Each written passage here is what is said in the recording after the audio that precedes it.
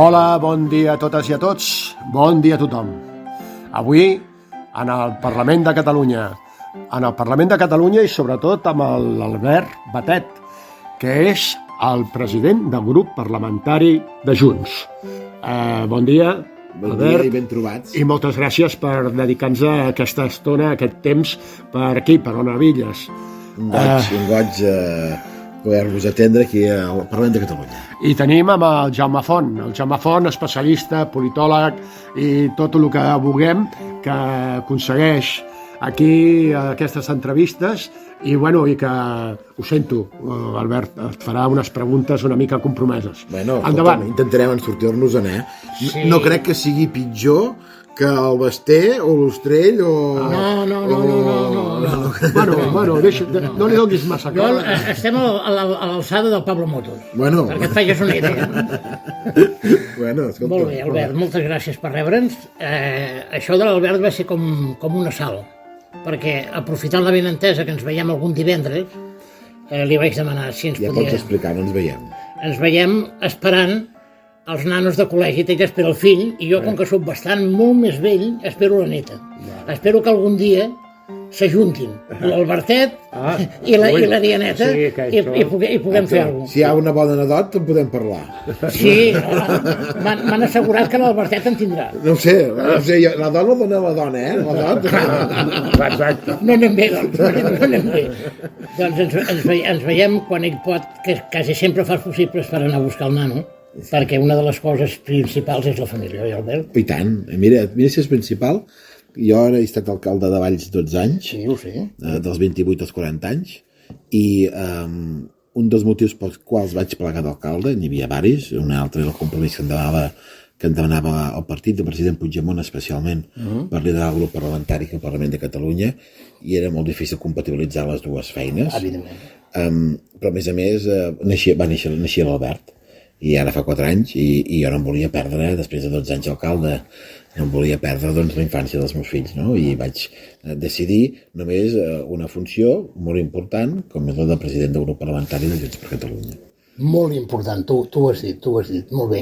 I a part de l'Albert, té la Valentina també, L'Albert i la Valentina. Té la Valentina, i l'any que ve segurament augmentarem la dotació del Col·legi Sant Josep de Sant Sadurní amb la Valentina. Vaja, ja ho dono per suposat. Doncs ja està. Perquè és una molt bona escola, Sant Sadurní, una escola, una escola de molt de nivell. Hi ha molt bones escoles al Penedès. Sí, però el Sant Josep és una de les millors. A Montagut i Sant Ramon, a Subirats també hi ha molt bones escoles, i a Sant Sadurní hi ha aquesta escola que, a més, abraça tot un àmbit territorial, tota una comarca molt bo, no? I és important el tema educatiu perquè aquests dies ho estem veient, no? Sí, és que jo és una de les coses que volia tocar, el tema Pisa, però no de la torre inclinada, no, de la que tenim a Vall de Tot. Sí, tenim la torre, la tenim ensorrada. Ensorrada. I el territori Catalunya i el sistema escolar doncs és un element clau, no? I una de les pitjors notícies que pot tindre un país és la davallada que hi ha hagut d'un curs escolar com el que hi ha hagut amb l'informe PISA, no? Sí, jo també he quedat molt sorprès perquè esperava doncs que ens critiquessin una mica, però que sortíssim escaldats d'aquesta manera, no. Junts per Catalunya anàvem avisant, anàvem advertint. De fet, vam liderar i impulsar un ple monogràfic al Parlament de Catalunya el mes de juny, un ple que va suposar la destitució i el cessament del conseller Cambray. Aquí una derivada. Liderem no només el fracàs de l'informe PISA, que és molt preocupant, per sota la mitjana de l'OCDE i per sota la mitjana de l'estat espanyol, sinó també Catalunya lidera a Europa l'índex d'abandonament escolar superant el 17%, no? Hi havia una carta del director de l'escola de Sant Sadurní, el senyor Amat, que va enviar a tots els pares i a totes les famílies, que deia que no es pot demanar a l'escola una tasca transversal i no el que és essencial, que és llegir, escriure i comptar. No? I per tant aquests valors ara hem de fer reaccionar com a país. Aquesta setmana li van demanar al president de la Generalitat amb una cimera de país, no només de la política, sinó amb els mestres. Perquè s'ha d'escoltar els mestres i parlar amb les escoles, perquè deixem els mestres fer de mestres. Perquè molt sovint la burocràcia, l'administració, etc ha fet que desvirtuar la situació, no?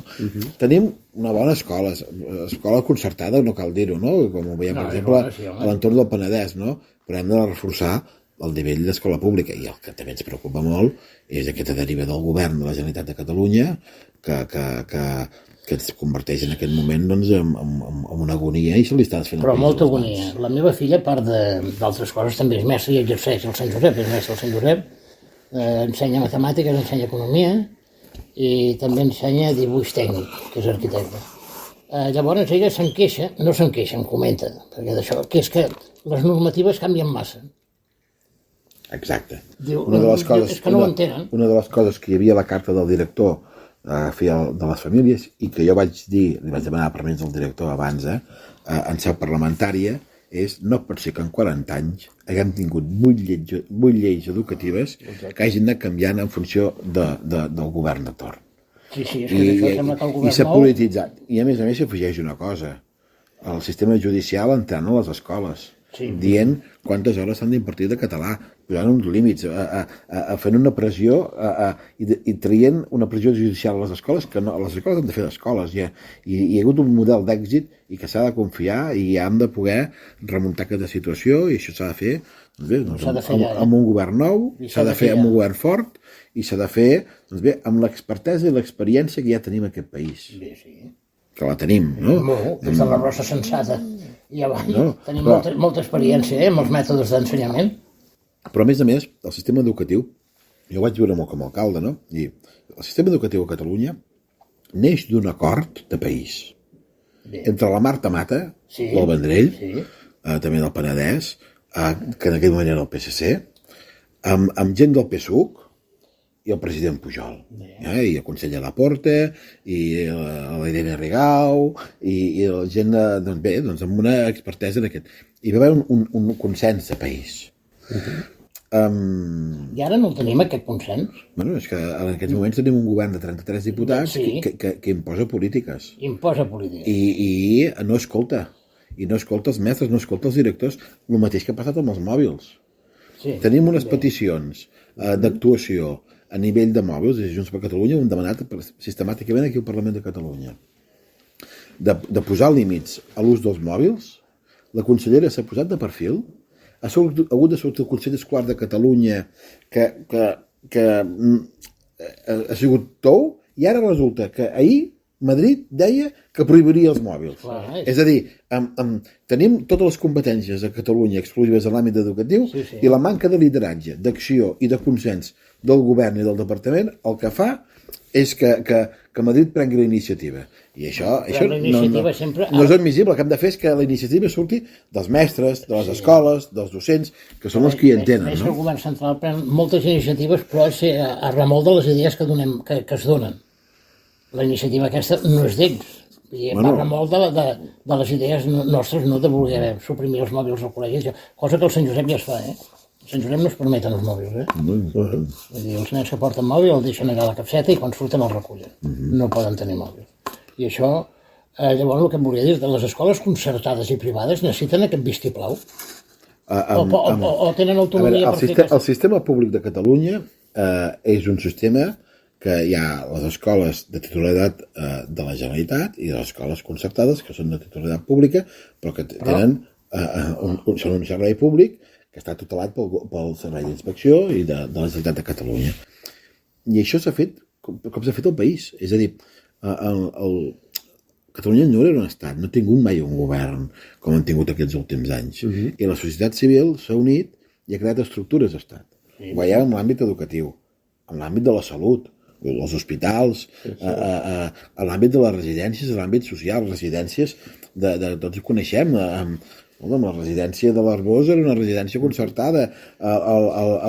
És a dir, hi ha hagut una societat civil molt potent que ha substituït o que feia la funció de govern que no feia el govern, el fet de no tenir les institucions pròpies a Catalunya. I això és una riquesa de país i ho hem de posar en positiu. I les aproximacions ideològiques esbiaixades en aquest tema no han ajudat. I és una paradoxa que a l'escola concertada se l'hagi volgut escanyar econòmicament, Estem d'acord, sí. i ara resulta que amb els informes PISA l'escola concertada està molt per damunt de la mitjana de l'OCDE i de l'estat espanyol, a Catalunya. Sí.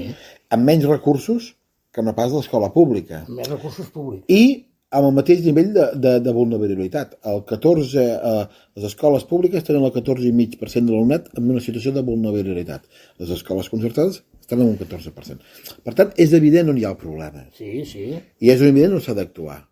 Això passa per donar confiança amb els mestres, amb els docents, amb els directors de centres, de poder prendre decisions, de poder prendre autonomia de centre, no? Que s'havia defensat des de sempre. Jo tinc un dubte, després li explico, acabi de... No, i hem de confiar en un sistema, l'hem de posar més fort, i s'han de sortir les gràpies ideològiques de part que fan que les coses no siguin el model d'escola catalana que havíem tingut sempre. No? I aquest model d'escola catalana que ara no tenim, no és degut en part de que els docents no surten massa ben preparats? Bé, és que la formació la és una contínua... cosa personal que jo... Tenim una societat que canvia i evoluciona constantment i de forma exponencial. El ple monogràfic que vam celebrar el mes de juliol, i ahir mateix que fèiem una reunió amb el president i jo vaig fer una prèvia amb els sectors, amb gent de la Fundació Bofill, etc. Avançàvem i abordàvem que els docents i el professorat necessiten una formació constant. Evidentment. I el que s'ha fet durant aquests últims anys és donar-los més burocràcia per tindre menys temps de docència. Sí. I això repercuteix en els resultats, no? Però a la vegada també Catalunya ha de tenir un sistema d'avaluació propi, com havíem tingut al començament i que no s'ha acabat d'aprofitar. No pot ser que ens vinguin a avaluar de fora i nosaltres no tinguem una avaluació de quines escoles van bé, de quines escoles no van bé, on hi ha problemes. Escolti'm, qui millor per fer aquesta avaluació que els del territori? Exacte. L'educació d'un país és el futur del país, perquè és l'educació que donem als joves i als adolescents del nostre país, i per tant hi hem d'invertir i no s'hi poden esmerçar cap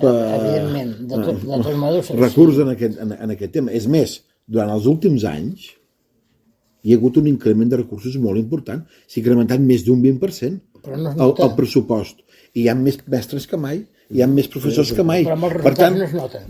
Per tant, quin és el problema? No és el tema de recursos, és un tema de polítiques. Sí. I aquestes polítiques són les que el govern ha d'intentar consensuar. Surt la consellera, anuncia 10 mesures i 10 polítiques que no estan consensuades. És a dir, i un govern amb 33 diputats, dèbil, no pot voler liderar la situació d'aquesta manera.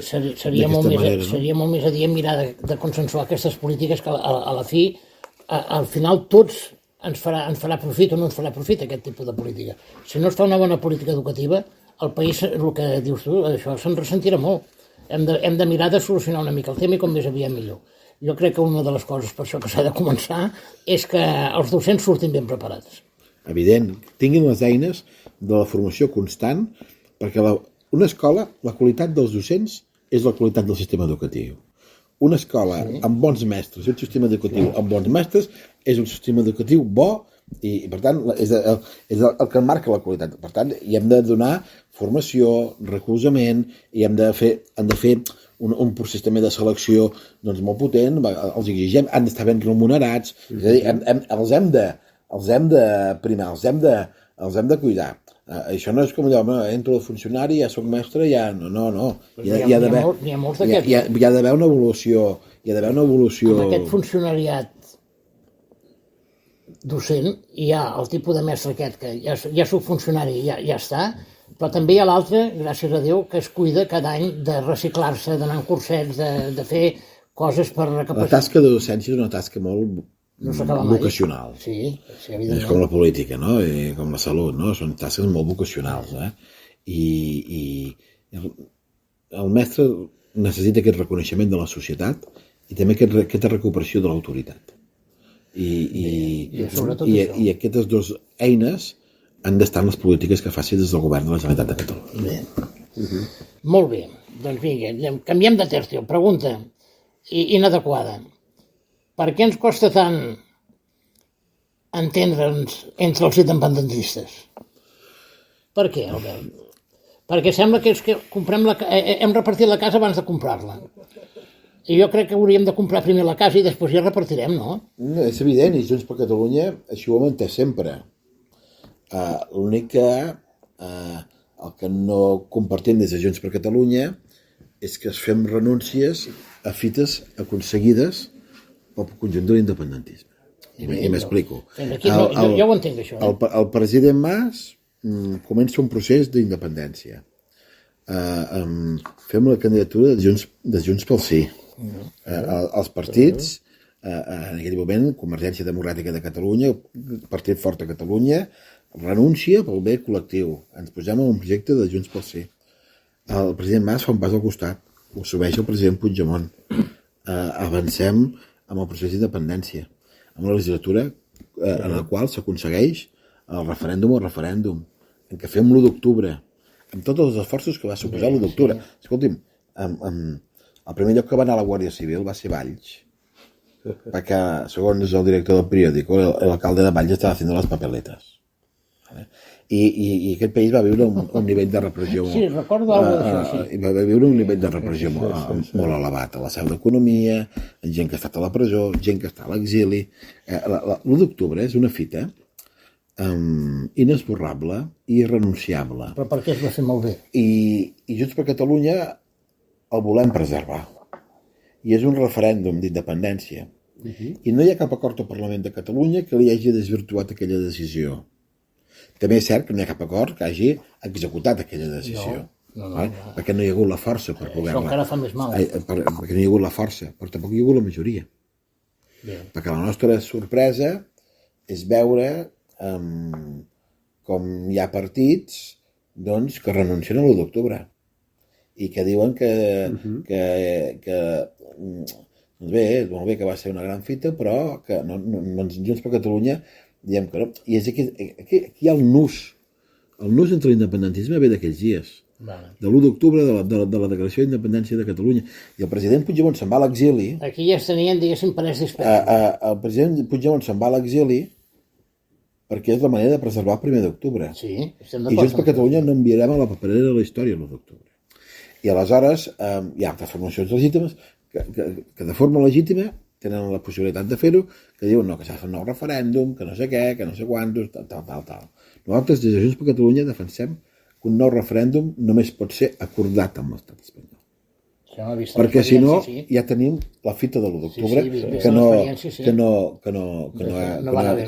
hem de renunciar. No? Després, nosaltres hem fet esforços per mostrar unitat. Per exemple, fa un any, el debat de política general, Junts per Catalunya, que estàvem dins del govern en aquell moment, li vam demanar al president. No, president, és que nosaltres ens demanem 3 coses. Que compleixi l'acord d'investidura, pel qual vostè va ser president, que deia 3 coses. La primera, que a Madrid anem junts.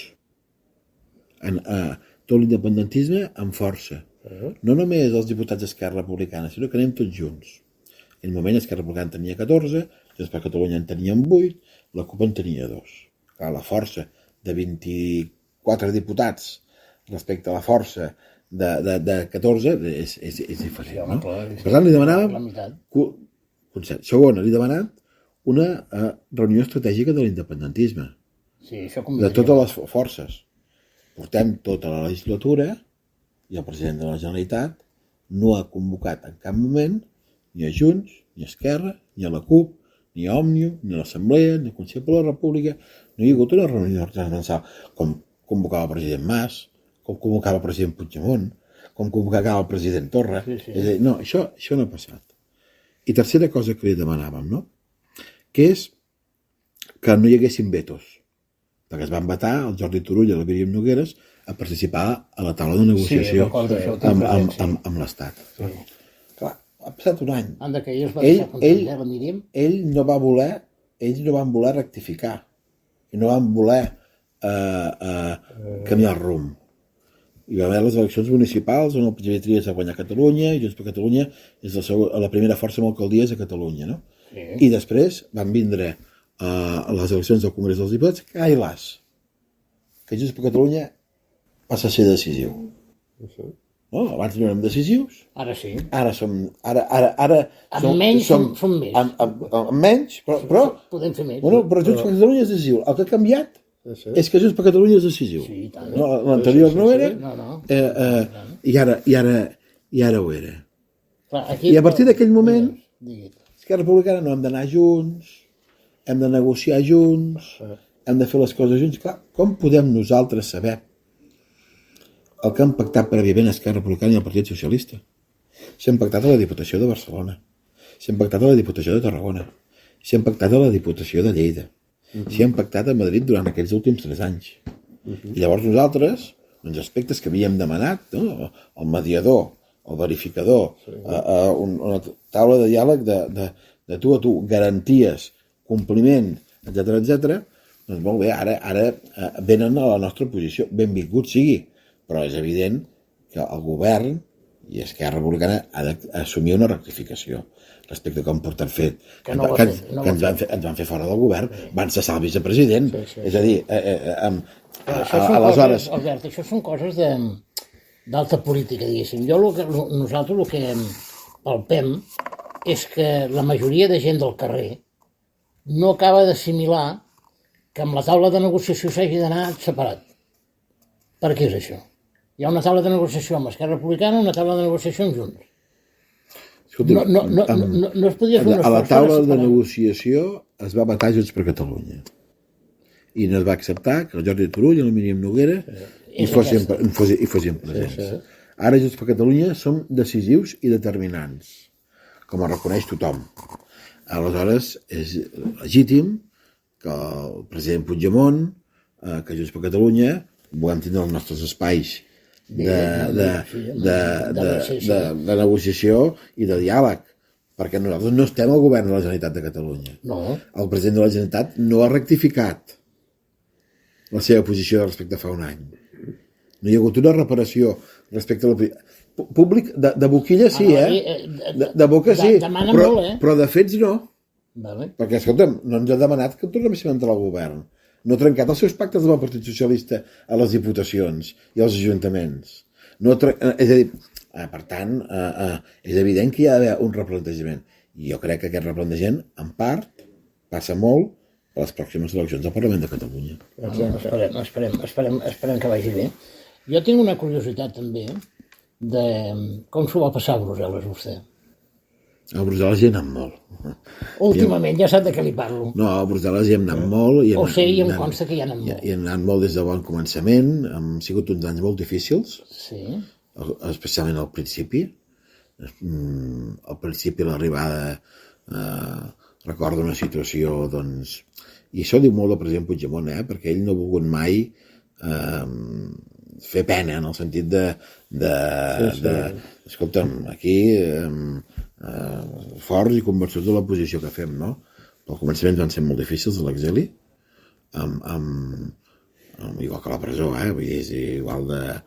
I bé, després va arribar d'eurodiputat i ja s'ha obert un altre àmbit, i escolta, només cal veure ahir, és a dir, mai a la vida, no sé, vostès tenen més experiència, no? Però al Parlament Europeu, per la tele, no l'havíem vist mai. És a dir, no era mai notícia, no passava mai res. I escolta'm, des que arriba el president Puigdemont al Parlament Europeu, clar que li han donat el premi al polític més important d'Europa com a polític disruptiu, perquè només cal veure les càmeres com el foc d'atenció política, i ahir mateix, no? El Pedro Sánchez, que... La Dolors Montserrat feia cara de tenir mal de ventre. No, el Pedro Sánchez, que intervé, i el president Puigdemont, que li diu, escolta, els pactes s'han de complir. I si no es compleixen, les conseqüències no són agradables per ningú. M'entens? Clar, vull dir, si a mi em diuen fa 6 anys que arribaríem a aquesta posició, doncs jo no m'ho creia. Hem arribat, hem posat el conflicte polític entre Catalunya i l'estat espanyol al cor d'Europa. Hi ha un mediador internacional i un verificador que estava potenciant. Nosaltres no hem renunciat a l'1 d'octubre. Tenim voluntat d'aconseguir la independència de Catalunya, però també tenim voluntat d'aconseguir tots els recursos i un model econòmic i social que ens ha de continuar amb aquest lideratge econòmic que sempre ha tingut el país, no? Doncs bé, aquesta posició ho han passat difícil, hem resistit, no? És a dir, la campanya europea del president Puigdemont, que aquella que no ens van deixar presentar, però després sí, i tot allò de l'operació Paperetes que va fer, el lema era persistim i guanyarem. I el que estem veient aquests dies, com ahir, és que aguantar la posició té rèdit. Ha costat aguantar la posició.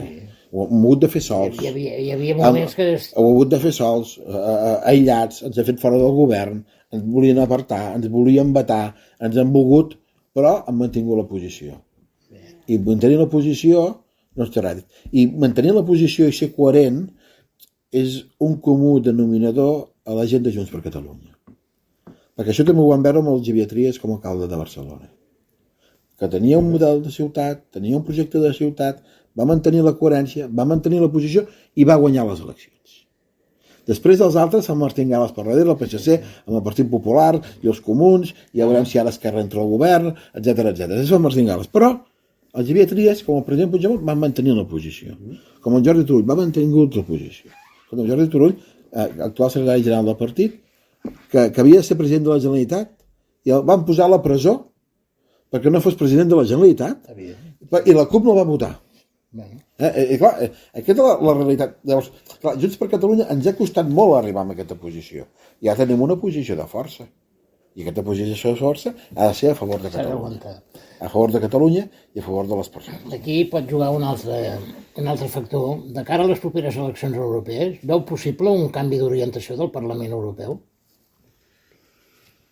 Ara topem amb la majoria europea del PP. I les seves tergiversacions, les seves mentides... Malauradament, veiem un gir i una força de l'extrema dreta a Europa molt preocupant. Però això també és un punt de fracàs del model europeu, no? I crec que el que representa Junts i el president Puigdemont al Parlament Europeu, que és aquesta força de les minories, de la democràcia, dels valors europeus, de respecte a les llengües, no? Per això som tan insistents amb el tema del català. És a dir, el català és una llengua parlada per 10 milions de ciutadans europeus. Hi ha moltes més llengües que tenen molts menys parlants que són oficials.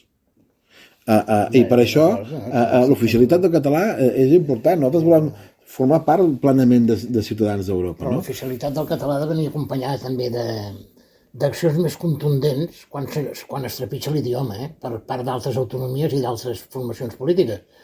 Perquè jo a vegades dic, amb les reunions panarsenques, de que s'és massa tu, perquè diu, escolti, no, és que el valencià... No, escolti, hi ha molta menys diferència entre el català i el valencià i el mallorquí, que és el denominador comú, és la llengua catalana, que, per exemple, amb l'espanyol de Venezuela o de Cuba o d'això, així que tenim que fer. En comptes de dir que a Cuba es parla el cubano, a l'espanyol que es parla el cubano, però fixi's que per aquí els hi teniu que clavar. Però fixi's que ara l'oficialitat que demana l'estat espanyol és del català, de l'eusquera i del gallec. No, però no em refereixo a l'estat espanyol, em refereixo a aquestes altres autonomies que sempre volen fer incidència, perquè els de Mallorca ho estem passant malament, més que els valencians. Sí, i nosaltres des de Catalunya hem d'actuar amb solidaritat, com també hem fet amb la Catalunya Nord, i aquí Andorra està jugant un paper molt important, perquè Andorra és una llengua oficial a l'ONU, és un estat que ara està fent de tractats amb la Unió Europea. Per tant, les poques forces que tenim les hem d'intentar utilitzar al màxim a favor de la nostra cultura i de la nostra identitat. Ja està. Estem parlant de valent amb el nostre benvolgut Albert Batet, però jo crec que tindríem que mirar, aviam, una pregunta ja darrere per veure, aviam, de poder tancar aquesta entrevista, que estaríem parlant de valent i dies i dies amb ell, perquè d'això hi traiem suc. Jo només li vull fer una pregunta molt senzilla. Com es porta el dia a dia al Parlament de Catalunya, Albert? És un dia a dia complex, és un dia a dia en el qual doncs, el Parlament i la institució, fruit de l'aplicació del 155, s'ha vist tocada i hem de recuperar la força de les institucions i, per tant, una feina apassionant, com no pot ser d'una altra manera, sortosament amb un equip de persones, doncs, el grup parlamentari doncs, que dona recolzament. Han viscut moments molt difícils durant aquests anys. No cal dir, doncs, el mateix dies d'octubre del 17, la declaració d'independència, el 30 de gener que s'havia d'investir el president Puigdemont i el president Torrent no va convocar el ple que s'havia d'investir el Jordi Turull i la CUP no va votar i l'endemà mateix entraven a la presó. Han viscut moments, la suspensió d'actes de diputats del president Torra, hem viscut moments que eren inimaginables, no? I s'ha intentat coartar la sobirania del poble de Catalunya, no? Però els que som diputats del Parlament de Catalunya, els que som nacionalistes catalans, els que ens estimem aquesta terra i la nostra nació i la nostra identitat, sabem de la importància del Parlament i de les institucions, no? I hem de ser correspostos amb el mateix nivell i de la mateixa manera. Bueno, el nostre reconeixement el teniu tots, tant el senyor Batet com els que ens acompanyen, i una anècdota només, Albert. La urna de la votació del 3 d'octubre a Sant Pere de Bigues la vaig portar jo. Molt bé. Miri, jo, parlant d'anècdotes, jo com a alcalde de Valls vaig delegar a unes persones de màxima confiança que organitzessin l'1 d'octubre. Això es pot explicar perquè ja per escrit, perquè ja han passat 5 anys. Era el 3 o l'1 d'octubre? L'1 d'octubre. El 3 va ser la vaga general, l'aturada de país. I el dijous abans vam fer una reunió amb tots els alcaldes de la meva comarca, de l'Alcap. I quan vaig veure que tots els alcaldes estaven organitzats, hi havia una organització, vaig dir, això anirà bé. I gràcies a la força de la gent, allò va anar bé. Per això és tan important que no perdem la referència. I que allò va fer un referèndum, que tenim dret a ser una nació, que tenim dret a ser un estat, i que no perdem la posició de partida. I aquesta feina és la que hem fet Junts per Catalunya i esperem que el temps ens doni la raó i els resultats. Molt bé. Molt bé, doncs... Jo em pensava que parlaries de Castells, jo venia preparat i no m'has dit... Però amb els Castells llavors trobarem alguna polèmica de qui són millors... Ho deixem per una propera entrevista més llunyana. Quan tinguem ja... Escolta'm, jo vaig a Vilafranca a fer Castells amb la Colla Vella des dels 12 anys. En tinc 44. I no he fallat mai cap Sant Fèlix. Molt bé. Molt bé. Pues... Jo ara, últimament, em fallo algun de Sant Fèlix perquè la veritat és que ja em comença em neguiteja tanta gent. O mires per la tele. No, però és que em neguiteja tanta gent, perquè a vegades penso, si et passa alguna cosa no et trobaran. Hi ha tanta gent, i has anat alguna vegada als Gotxos? Sí, cada any. Jo mira, A més, els Gotxos són una cosa molt bonica. Molt, però... Que és tocar el toc de Castells a Borga a dintre l'església.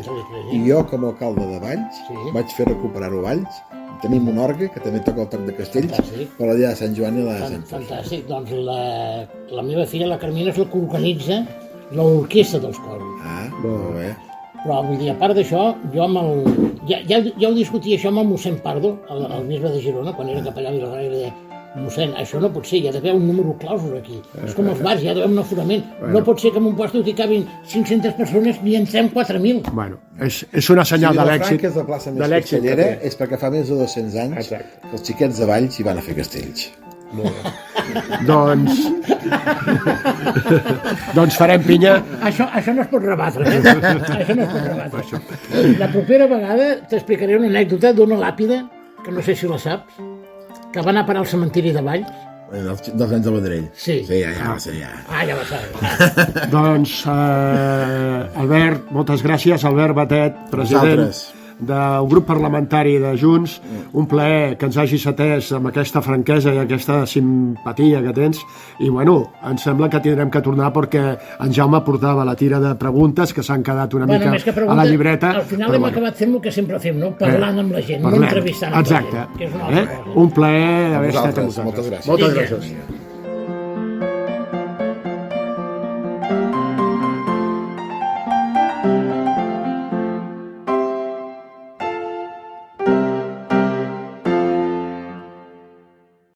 Ona Villa, 107 FM. Escolta'ns a través d'internet per onabitlles.cat.